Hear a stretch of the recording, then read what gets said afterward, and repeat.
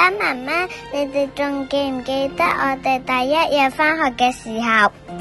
嗰陣時我大喊拉住你哋，唔俾你哋走。好彩老師好溫柔抱住我，我先放心跟老師入課室玩。而家諗返，原來天父爸爸一早安排咗長洲聖心幼稚園俾我。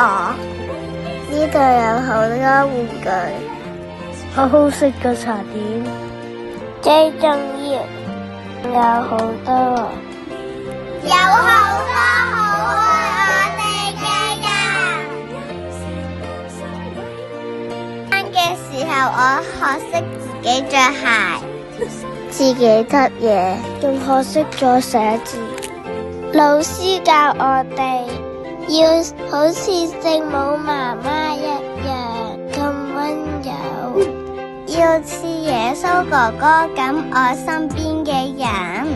雖然我好似大個咗，但有時我做咗懶瞓豬，有時倒瀉水，有時唔執玩具，有時仲會發脾氣，又唔想做功課。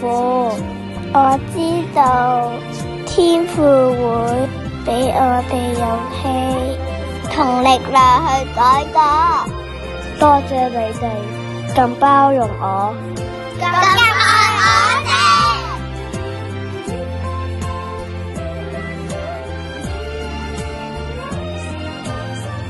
到咗而家，我已經到高班啦。多謝天主俾我健康同平安，我仲學識咗照顧幼兒班小朋友，做老師嘅小幫手。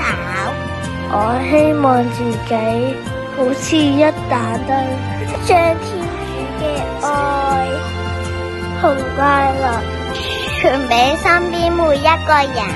不過呢，我其實好想天父爸爸祈禱，叫時間走得慢啲，因為我驚自己大得太快，你哋好快變老。爸爸媽媽，多謝你哋每日用咁多愛包圍我。而家我哋大個啦，我會幫你哋按摩，仲識得同你哋講，我好愛你哋。我哋真係要畢業啦！多謝陳校長、各位老師、書記姨姨、3年你嘅照顧。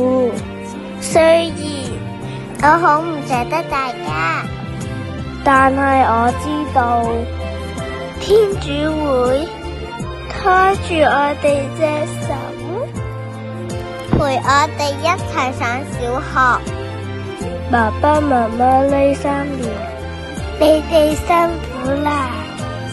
多謝你哋為我哋準備嘅一切，更加多謝你哋每日風雨不改，從返學放學，我會帶住天主嘅恩典，同埋你哋俾我哋嘅愛，好勇敢向小學出發。我長大啦，而家輪到我1歲抱